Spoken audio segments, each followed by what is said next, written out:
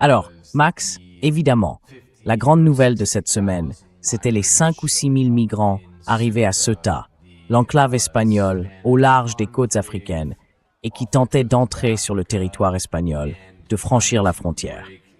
Beaucoup de choses ont été dites sur les raisons de cet épisode, sur ceux qui en sont à l'origine, sur la façon dont cela a pu se produire. Quelle est votre analyse?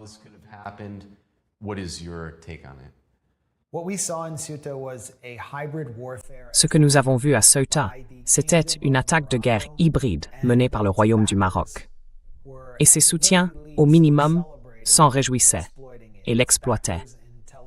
Ses soutiens à Tel Aviv et dans le Washington de Donald Trump. Cela ne veut pas dire qu'Israël, nous ne pouvons pas prouver concrètement qu'Israël a coordonné cela, ni que la CIA ou Donald Trump l'ont coordonné, mais ils s'en réjouissaient certainement ouvertement.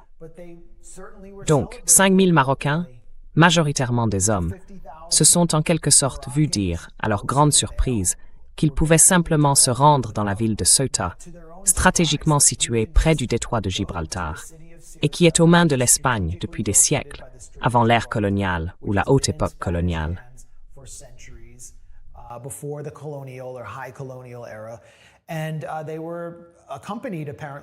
Et ils étaient apparemment accompagnés par des agents du renseignement marocain. On a même vu des images de soldats marocains essayant de les empêcher de revenir, en leur lançant des pierres. Certains néandertaliens du mouvement MAGA ont prétendu à tort qu'il s'agissait de soldats espagnols qui les repoussaient.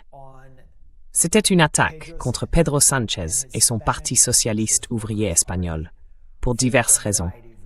En apparence, c'était une attaque du Maroc contre Sánchez parce qu'il approfondissait les relations avec l'Algérie, l'ennemi historique du Maroc. L'Algérie soutient le Front Polisario, qui cherche à libérer le Sahara occidental du contrôle marocain. Le Maroc s'est lancé dans une vaste frénésie de dépenses militaires.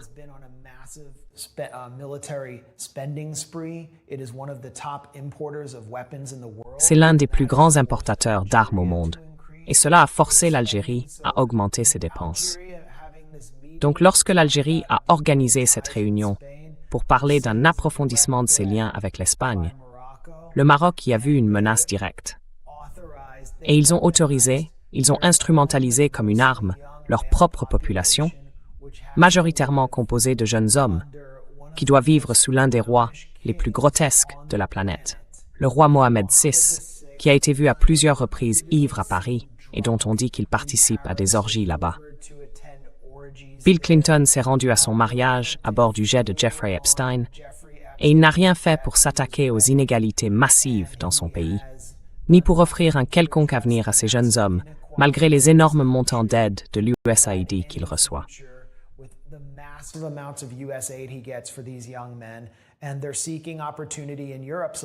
Et ils cherchent des opportunités en Europe. On leur a donc simplement dit « Allez-y, nagez, on va vous aider ».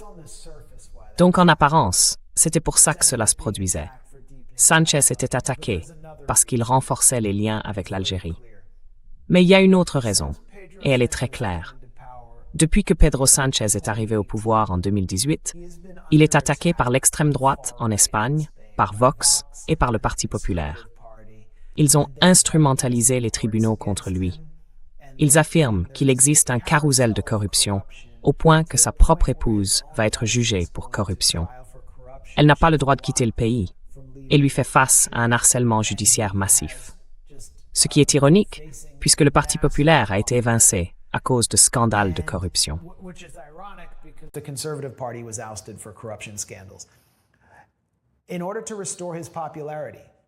Afin de restaurer sa popularité, il a décidé de répondre aux attentes de son électorat et à un sentiment très fort dans l'opinion publique espagnole, qui remonte à l'époque où ils ont écarté Franco. Ils s'opposent au colonialisme. Une grande partie des Espagnols s'oppose au colonialisme. Ils en ont assez de ce qu'Israël fait en Palestine, et ils en ont assez d'être un outil de l'OTAN, surtout pour Donald Trump. Pedro Sánchez, la semaine dernière, a félicité une jeune Palestinienne de Gaza qui avait peint une fresque à son effigie. Le 30 mars, il a fermé l'espace aérien espagnol au bombardement américain au-dessus de l'Iran. C'est, vous savez, ce que je pense que la majeure partie du monde voulait voir se produire. Il est devenu une sorte de héros populaire. Je ne sais pas si c'était sincère ou non, mais il se montre habile en politique, parce que c'est ce que veut l'opinion publique.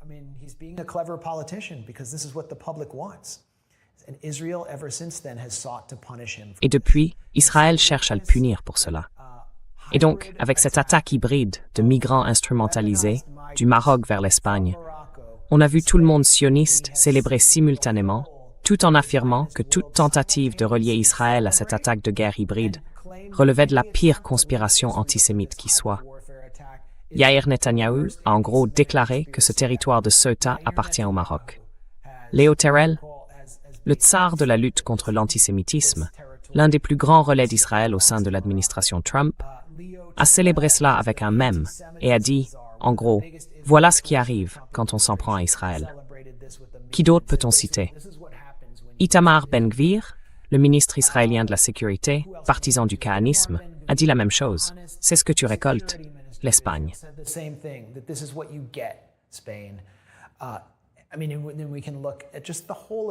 Je veux dire, on peut simplement regarder l'ensemble de Twitter X-sioniste. Mais je pense que l'une des analyses les plus intéressantes est venue de Michael Rubin, un vétéran du lobby israélien, qui écrit dans tous les torchons néoconservateurs de Washington, la National Review et d'autres, et qui travaille aujourd'hui au Middle East Forum, un forum anti-musulman et anti-migrant, un groupe de réflexion ultra-sioniste basé à Philadelphie, fondé par Daniel Pipes. Et il a appelé à... Je regarde le titre en ce moment même. Voici le titre. Le Maroc devrait lancer une nouvelle marche verte vers Ceuta et Melilla, qui sont, vous savez, d'autres territoires contrôlés par l'Espagne, techniquement situés en Afrique. Il a dit, Pedro Sánchez devrait joindre les actes à sa rhétorique anticoloniale et mettre fin à son occupation en Afrique. Je veux dire, en laissant de côté le fait que ce n'est pas une occupation, et que cette personne soutient l'occupation israélienne, et qu'elle a même participé à l'occupation américaine de l'Irak. Je crois que c'était le cas. Faisait-il partie de l'APC, l'autorité provisoire de la coalition, qui était une sorte de gouvernement médiéval dirigé par L. Paul Bremer, un type de la finance, des hedge funds, qu'on avait simplement placé là en lui disant, vous savez, de diriger le pays.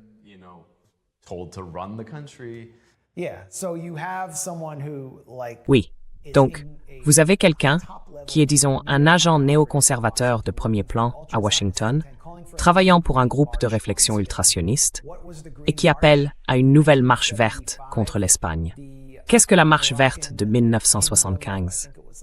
Le royaume marocain de, je crois, Hassan II, a organisé 350 000 Marocains pour en gros prendre le contrôle du Sahara occidental. À l'époque, dans sa phase de décolonisation après Franco, l'Espagne prévoyait de remettre le Sahara occidental à ses habitants autochtones, le peuple sahraoui, et de respecter une résolution de l'ONU qui leur accordait leur autonomie. Et le Maroc a bloqué cela avec le soutien de la CIA. La CIA a dit qu'elle se contentait de surveiller cette marche, mais en réalité, elle l'assistait en lui apportant un soutien logistique.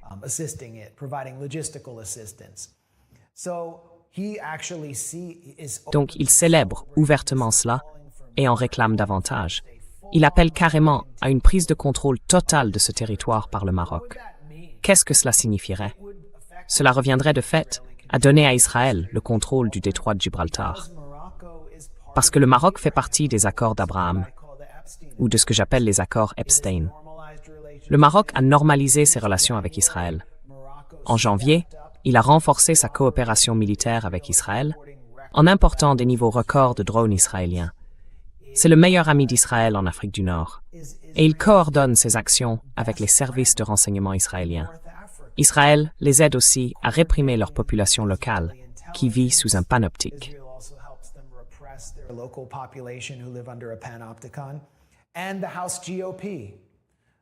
Et les républicains de la Chambre des représentants, qui sont, disons-le, pratiquement sous le contrôle total de Trump, ont publié il y a 2 semaines une déclaration affirmant que Melilla et Ceuta appartiennent au Maroc.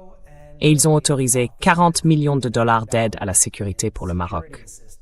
Donc on voit très clairement qui soutient le Maroc et qui se réjouit de cette attaque de guerre hybride contre l'Espagne. Et encore une fois, en apparence, il s'agit du rapprochement de l'Espagne avec l'Algérie. Mais si on regarde plus en profondeur, il s'agit de Pedro Sánchez et de son opposition à Trump sur des sujets comme la guerre impopulaire contre l'Iran et le soutien à la Palestine, au soutien à un État palestinien, au moins sur le plan symbolique. Donc, on ne peut pas reprocher aux gens de considérer Israël comme un possible responsable dans cette affaire. Ce n'est pas seulement une théorie du complot. Ces drames viennent étayer cette idée.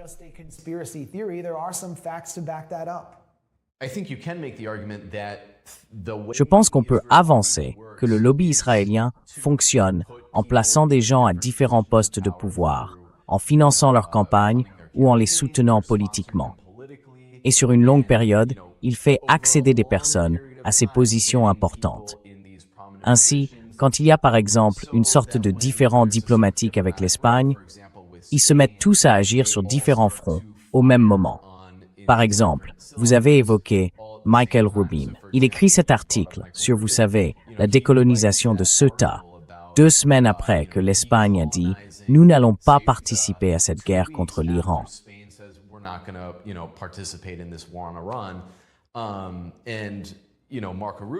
Et Marco Rubio, immédiatement après que l'Espagne a elle aussi rompu avec la guerre, commence à dire « Bon, il faut revoir la relation de l'OTAN avec, la relation de l'Espagne avec l'OTAN.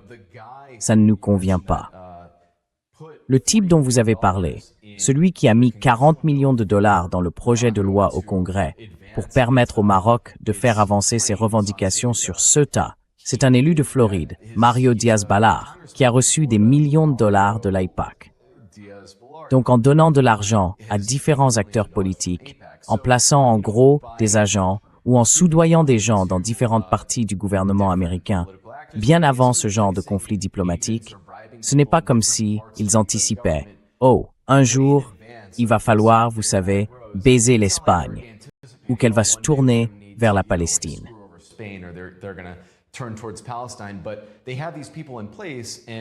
Mais ils ont ces gens-là en place, et comme ils se souviennent de qui les finance, ils se souviennent de qui sont leurs donateurs.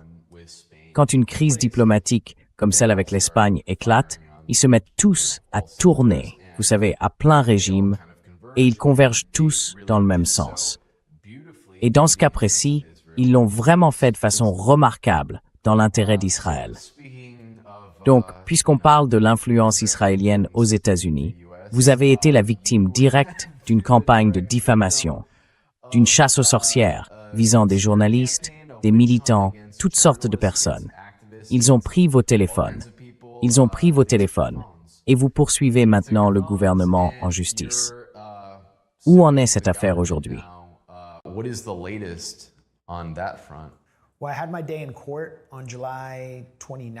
Eh bien, j'ai eu mon audience le 29 juillet. C'était au tribunal du district Est, à Alexandria. Une juge fédérale, Léonie Brinkma, qui est une juge chevronnée, a déclaré, à la grande frustration du procureur adjoint des États-Unis, que le gouvernement avait apparemment violé mes droits garantis par le 4e amendement contre les perquisitions et saisies illégales, en procédant à une fouille approfondie. Elle a donc cité une affaire États-Unis contre Belmont Cardoza comme fondement de sa déclaration. Cette décision autorise le gouvernement américain à effectuer une fouille sommaire des téléphones, ce qui signifie que, si vous donnez vos codes PIN, ils ont le droit de les consulter. Mais une fouille approfondie ne serait pas autorisée sans mandat. C'est une saisie sans mandat.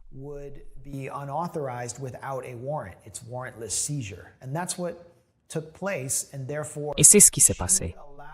Elle a donc autorisé une procédure de communication de pièces limitée de notre côté. Par nous, j'entends l'American Arab Anti-Discrimination Committee et sa nouvelle présidente, Jeanine Younes, qui me représente et qui a contribué à élaborer cette plainte contre le secrétaire à la sécurité intérieure, Mark-Wayne Mullin. Et donc, vous savez, l'affaire avance. L'affaire Belmont Cardozo contre les États-Unis, elle a eu lieu il y a 1 ou 2 semaines. Et l'avocat du gouvernement américain n'en avait même pas entendu parler. Il ne la connaissait même pas.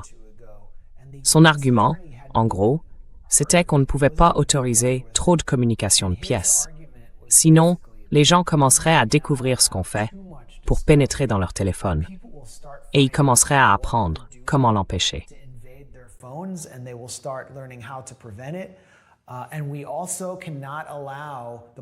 Et nous ne pouvons pas non plus permettre aux plaignants Blumenthal de comprendre pourquoi, tout simplement pourquoi nous avons fait ça. Pourquoi cet ordre a été donné. Nous n'allons pas forcément pouvoir savoir pourquoi avec ce niveau d'enquête préalable. Mais voyons ce que nous pouvons apprendre sur ce qui est arrivé à mes téléphones. Ils essayent de limiter cela. Et je pense que toute cette affaire est dans l'intérêt du public, et en particulier des journalistes. Parce que tant de professionnels des médias et de militants se font confisquer leur téléphone à l'aéroport, où le gouvernement, le DHS, considère cela comme une zone grise sur le plan juridique, dans laquelle il peut violer vos droits constitutionnels. Cela fait partie d'une attaque plus large contre la liberté de la presse, ce que la juge Brinkema a reconnu.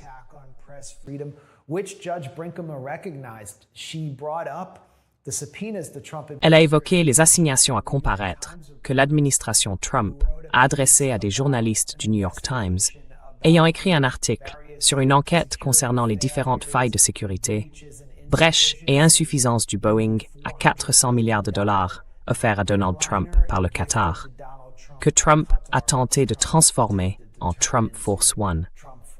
Et l'administration Trump a prétendu « Oh, vous montrez à nos adversaires comment nous attaquer. Donald Trump se cache de l'Iran ou je ne sais quoi. » En réalité, il voulait simplement punir ces journalistes parce qu'ils avaient embarrassé l'administration Trump et montrer à quel point tout cet achat était corrompu et comment les dépassements de coûts signifient en fait qu'ils ont dépensé plus qu'ils ne l'auraient fait en modernisant simplement Air Force One tel qu'il était. Cela a été suivi par une That was followed by a subpoena yesterday or 2 days ago for Matthew Cole, who is a freelance reporter for the New York Times, who exposed how Trump in 2019, in his first term, authorized a Navy SEAL team raid on North Korea, where en Corée du Nord, juste avant qu'il n'entame des pourparlers avec Kim Jong-un, il devait installer un dispositif de surveillance électronique sur les côtes nord-coréennes afin d'intercepter les appels téléphoniques de Kim Jong-un pour que Trump sache ce qu'il pensait. L'opération a échoué. Il y avait des pêcheurs sur place, alors les SEAL les ont tous tués. Puis ils leur ont perforé les poumons avec des couteaux pour s'assurer qu'ils coulent au fond de la mer, afin que personne ne retrouve leur corps. Le New York Times a révélé cette affaire. Et maintenant, des agents du FBI se sont présentés chez le journaliste avec des injonctions exigeant qu'il révèle toutes ses sources.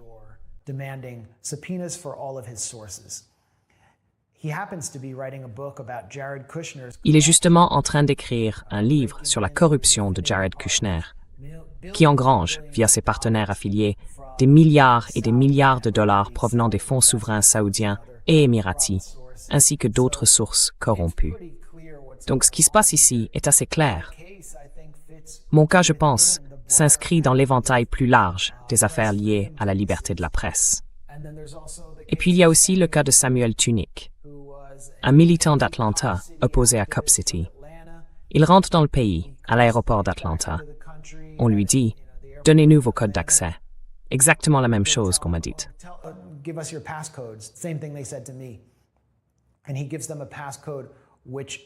Et il leur donne un code d'accès qui détruit automatiquement toutes ces données. C'est une fonctionnalité du système d'exploitation Graphene. Il est immédiatement envoyé en prison. Il est libéré sous caution de $10 000 et fait l'objet de poursuites, ce qui viole ses droits garantis par le 5e amendement. Le 5e amendement vous donne le droit de ne pas vous incriminer vous-même.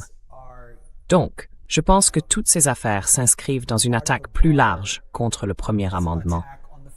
Nous verrons où mon affaire mènera.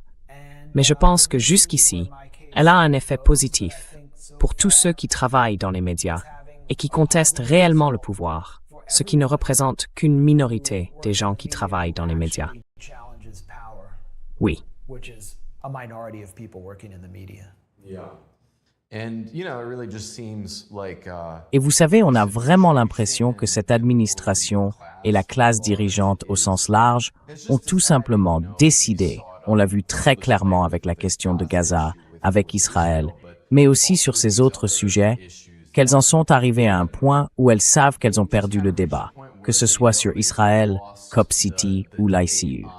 Et elles se disent, vous savez quoi? On ne va même pas essayer de débattre avec vous, ni de vous faire changer d'avis là-dessus. On va juste vous jeter en prison. On va vous empêcher d'en parler, d'y penser. On va vous qualifier de terroriste.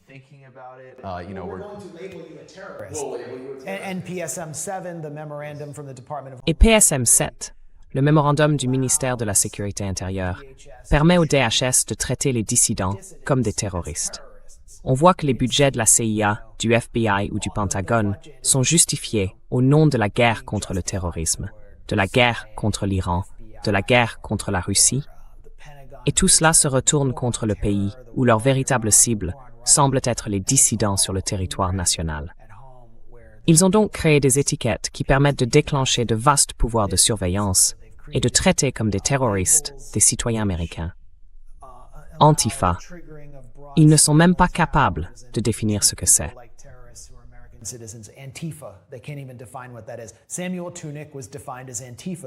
Samuel Tunick a été qualifié d'Antifa parce qu'il participait aux manifestations contre Cop City. C'est pour ça qu'ils ont voulu récupérer son téléphone. Et maintenant, c'est communiste qui sert d'étiquette. Vous savez, si vous avez affiché votre solidarité avec Cuba, vous êtes communiste. Et Laura Loomer m'a qualifié de grand dirigeant communiste quand je suis allé en Iran, afin de déclencher mon contrôle secondaire. Ils ont juste besoin de ces étiquettes. Je ne connais aucun communiste aux États-Unis qui dirait ça de moi. Peut-être que je pourrais l'être, enfin, vous voyez, mais ce n'était pas vraiment l'une de mes ambitions.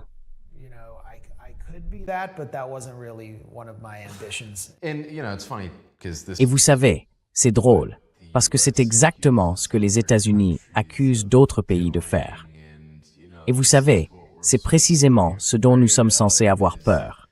Des gouvernements totalitaires à l'étranger qui viendraient ici et qui traiteraient tout le monde comme des terroristes.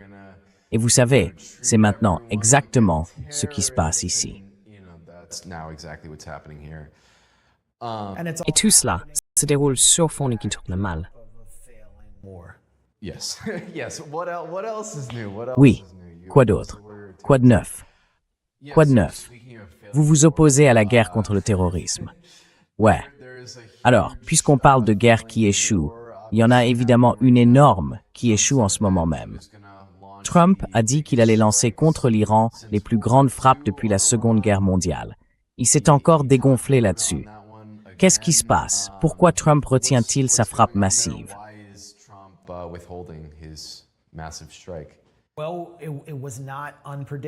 Eh bien, ce n'était pas imprévisible qu'il ne passe pas à l'attaque après avoir proféré ses menaces. Et vous savez, enfin bien sûr, il lance ses menaces, puis il se retire pour manipuler le marché.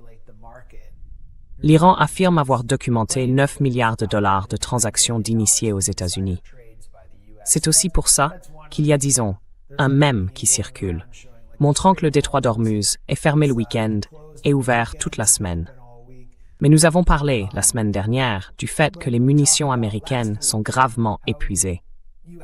Ils ne peuvent tout simplement pas le faire, et ils ne peuvent pas mener l'opération à bien. Ce ne sont pas seulement les munitions à distance dont ils ont besoin pour éviter que les avions ne restent longtemps au-dessus de l'Iran, ce qui risquerait de voir des pilotes tués ou capturés. Ce ne sont pas seulement les avions ravitailleurs qui ont dû être retirés de toutes les bases, parce que les bases sont... Le Koweït est désormais totalement évacué.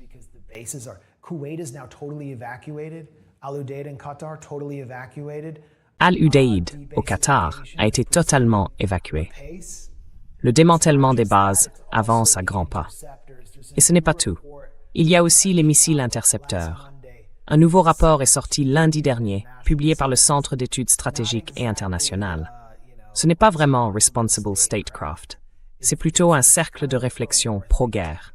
ils ont constaté qu'il reste moins de 827 intercepteurs Patriot dans les stocks américains. C'est peut-être un tiers de ce qu'il y avait avant la guerre. Il reste aussi 278 intercepteurs THAAD de missiles balistiques. L'Iran possède bien plus de 278 missiles balistiques. Ils en fabriquent à mesure qu'ils les tirent. Voici une citation du rapport. La diminution des stocks pourrait contraindre les États-Unis et leurs partenaires de coalition à prendre davantage de risques en matière d'interception. Autrement dit, à laisser pas de missiles.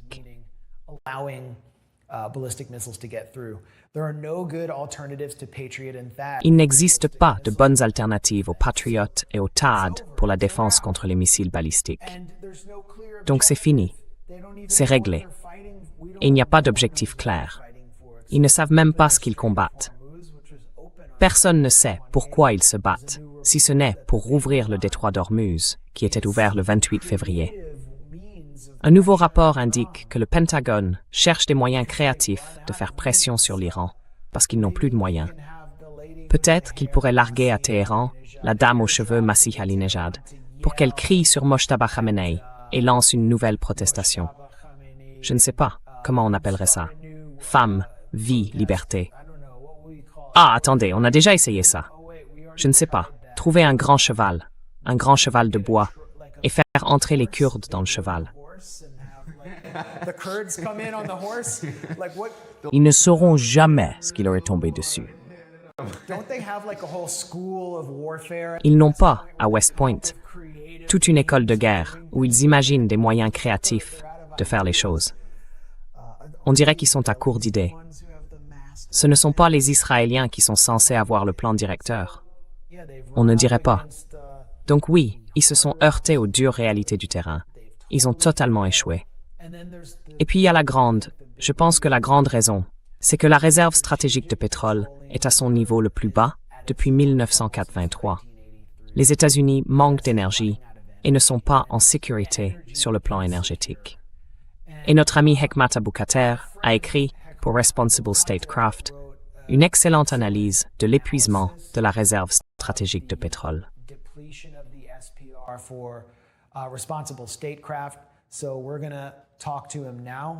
Nous allons donc lui parler maintenant. D'accord, Hekmat, vous avez écrit un article pour Responsible Statecraft intitulé « Trump joue au plus téméraire avec les réserves pétrolières américaines ». Les États-Unis risquent d'épuiser leur stock stratégique de pétrole, alors même qu'ils intensifient l'escalade avec l'Iran. Il me semble assez évident que c'est une raison majeure pour laquelle Trump s'inquiète d'une nouvelle escalade, alors qu'Israël le pousse à aller plus loin. Alors dites-nous quelles conclusions vous avez tirées dans votre article, et pourquoi la réserve stratégique de pétrole est si importante pour la sécurité énergétique et la sécurité nationale des États-Unis.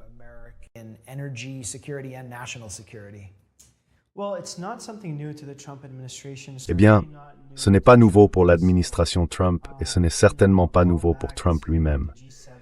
Si vous vous souvenez du sommet du G7 à Évian, il a dit quelque chose dans ce sens, que la réserve stratégique de pétrole s'épuise et qu'il nous reste 4 semaines. Vous vous souvenez de la déclaration qu'il a faite devant la presse après que Peter Doocy de Fox News lui a demandé « Mais enfin, c'est quoi ça? Vous jetez l'éponge? On arrête la guerre ?» Et Trump a répondu à la base de Fox News, qui est soumise à de la propagande.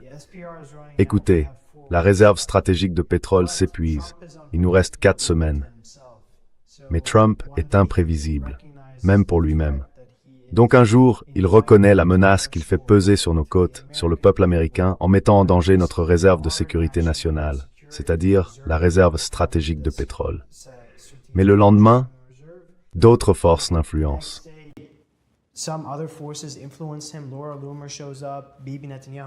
Laura Loomer se présente, Bibi Netanyahou se présente.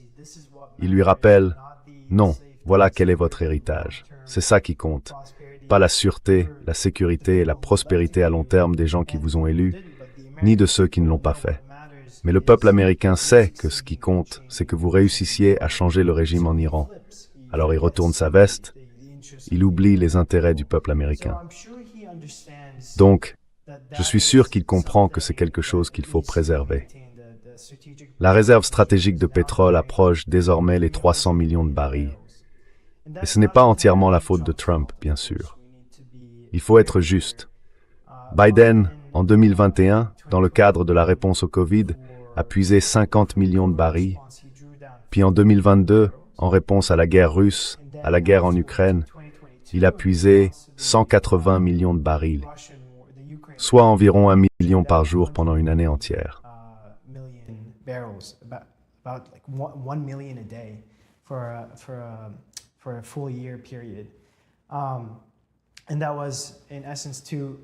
Et cela revenait essentiellement à permettre aux Européens d'intensifier les choses, d'être plus antagonistes envers la Russie et d'épuiser nos propres réserves pour les donner aux Européens afin qu'ils n'aient pas à dépendre autant des ressources russes.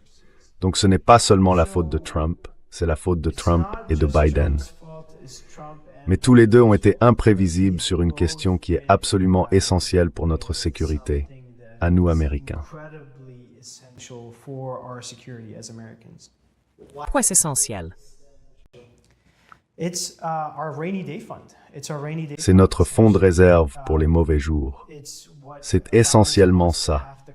C'est ce qui nous permet d'avoir la garantie que nous disposons de toute la puissance du gouvernement des États-Unis et de notre réserve stratégique de pétrole que nous avons financée avec l'argent de nos impôts pour nous protéger en cas de véritable pandémie, de quelque chose de réel, contrairement à ce que nous avons vu avec le Covid, ou d'un véritable scénario catastrophique, avec une réelle escalade dans le détroit d'Ormuz. Et c'est ce que j'évoque dans l'article.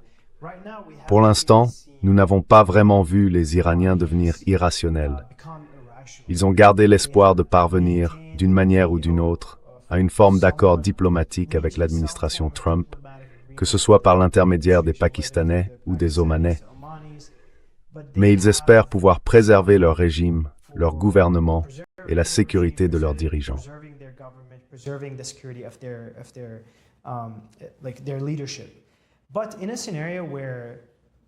Mais dans un scénario où, comme vous l'avez dit, le Pentagone trouve de nouvelles façons créatives d'intensifier cette guerre, les Iraniens ont eux aussi énormément de nouvelles façons de l'intensifier. Ils pourraient amener les Houthis à ne pas seulement bloquer les expéditions saoudiennes. Ils peuvent bloquer toutes les expéditions.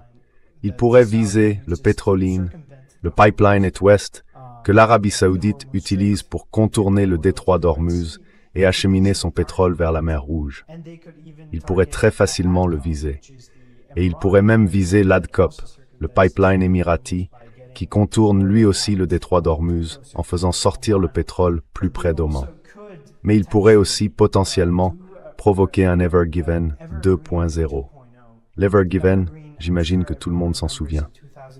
En 2021, un pétrolier ou un porte-conteneur s'est échoué dans la zone la plus resserrée, la plus étroite du canal de Suez. Et cela a quasiment paralysé le transport maritime mondial pendant 1 semaine et demie, presque 2 semaines.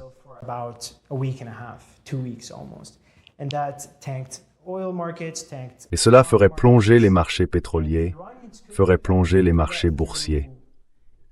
Les Iraniens pourraient faire ça par un acte de terrorisme international. Ils abordent un pétrolier ou un porte-avions, puis le sabordent au bon moment. Ils peuvent aussi l'échouer ou simplement le faire exploser, eux-mêmes ou par l'intermédiaire de leurs supplétifs. Nous savons qu'ils ont des supplétifs très opérationnels, prêts à les soutenir de toutes les manières possibles. Les Houthis, les PMC, le Hezbollah. Donc la voie vers l'escalade est réelle. Elle est très claire pour quiconque y prête attention. Je suis sûr qu'elle est aussi claire pour l'administration Trump.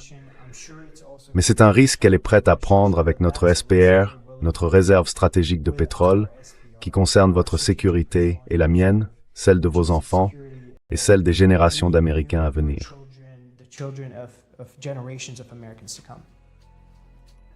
Hekmat Aboukater, merci de nous rejoindre ici, sur The Grey Zone. Merci Max.